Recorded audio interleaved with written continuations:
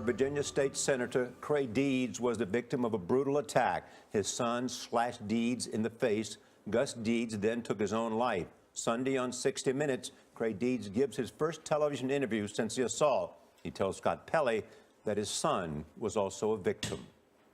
I really don't want Gus to be defined by his illness.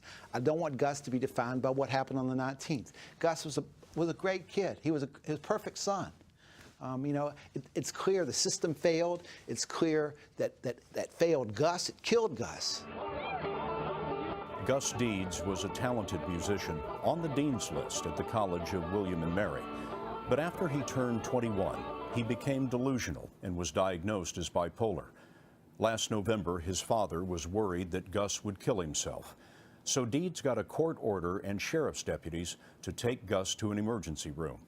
There, calls went out to find an open bed in a psychiatric hospital. Because of a state law designed to protect patients, that court order would expire in 6 hours. And if you didn't find a hospital bed in 6 hours, Gus was coming home. He was coming home. And I was concerned that if he came home, there was going to be a crisis. No bed was found. There was no place to go but home. I didn't know what was going to happen. But the next morning, you know, I felt like there'd be a confrontation, but I had no reason to think there'd be violence.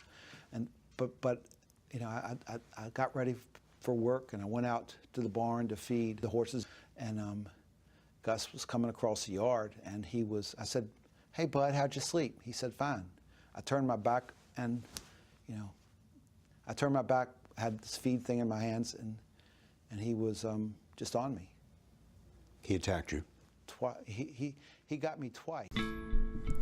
Both Trey Deeds and his wife took their son, Gus, to the hospital to be evaluated, and the physician who evaluated him concluded that he needed to be in the hospital. However, back in 2013, the law stated that if an immediate bed was not available for an individual with mental health illness, that no psychiatric help could be provided to them. So the next day, after Gus was turned away, he ended up taking his own life and stabbing his father. This incident sparked a lot of traction in mental health reform and Virginia legislation, which led to a lot of publicity and momentum.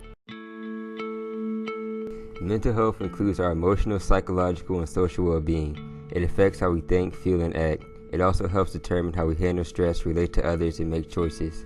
Mental health is important at every stage of life, from childhood and adolescence through adulthood.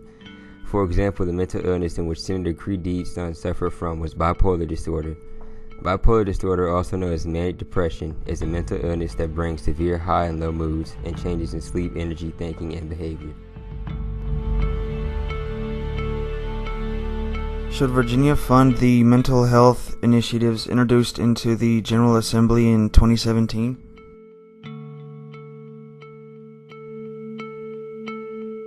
This budget amendment was adopted but not in full. An additional $4.9 million was included in this year's budget.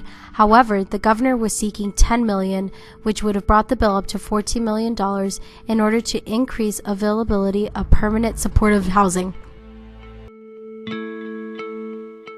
SB 975 in Virginia legislation stated that all inmates that are detained should be required to take a mental health screening in order to receive the proper care that they deserve.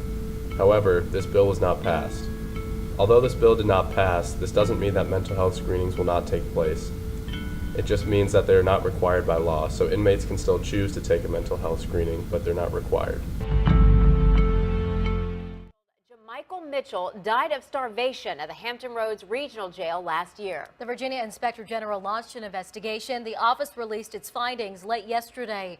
10 on your side's Deanna LeBlanc spent the day reading the report. Deanna, what'd you discover? Yeah, Laura and Stephanie, I read through the report, which is a second review. The first review was done internally by the Department of Behavioral Health and Development Services. They run the hospital Mitchell was never transferred to. This time, the state's top investigator looked at everything and found not only was that first review poorly done, it left out important details, and it never really set up a plan for how to make sure an inmate death like Mitchell's doesn't happen again. Now, we already knew that Mitchell died of possible starvation. We now know there was confusion as to how much weight he really lost. The medical team contracted by the jail lists his 4-month weight loss at about 20 pounds. But the same day they took his final weight, he was taken to the emergency room where medical records show he lost closer to 35 pounds. The report had harsh criticism of the private medical company the jail hired at the time, including that in general their documentation was inconsistent and incomplete. And the mistakes don't stop at the jail. The report highlights a list of errors made at the Eastern State Hospital. That's the hospital Mitchell was ordered to be transferred to, but never was. We also now know there were indeed beds available in that hospital for emergency mental health patients like Mitchell. But again, among other errors, because the paperwork was never filed, he was left off the forensic wait list and was never transferred.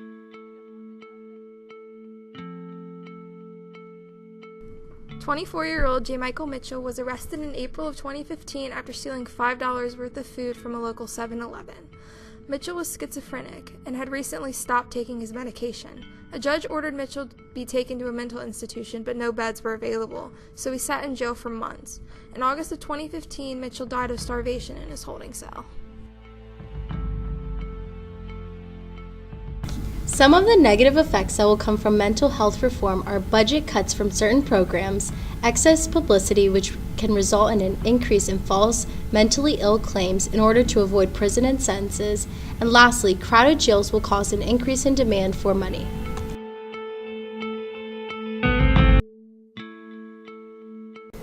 Ana Mendez, pictured second to left, agrees that state representatives need to invest more time into mental health reforms. Anna states that once we reduce stigma and more people are willing to get help and more people are willing to talk about it, hopefully that will have impact up the chain and politicians will be. Mental health doesn't just affect those homeless crazy people in the street who don't vote. It affects my constituency, so I need to be better educated about it so that I can vote in a way that's going to forward health and recovery. However, Anna also claims that many politicians ran on a platform of being very fiscally conservative, and that's the platform that got them elected. And they feel like in order to protect their self-interest to be reelected again, they need to maintain being fiscally conservative. which makes it very difficult for individuals who advocate for mental health funding to see their concerns take action. The positive effects for mental health reform would be an increase in facilities for mentally ill people, and also an increase in funding for resources and treatment for the mentally ill.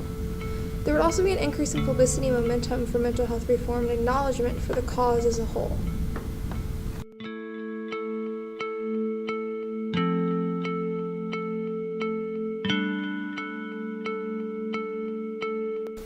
After all the research findings that were provided to you, the Creed deed story, the definition of mental health, 2 bills that were seen in legislation, the Hampton Roads jail story, the positive effects of mental health reform, the negative effects of mental health reform, and lastly, a small audio clip of a mental health expert, this poses a question. Should Virginia fund the mental health initiatives introduced into the General Assembly in 2017?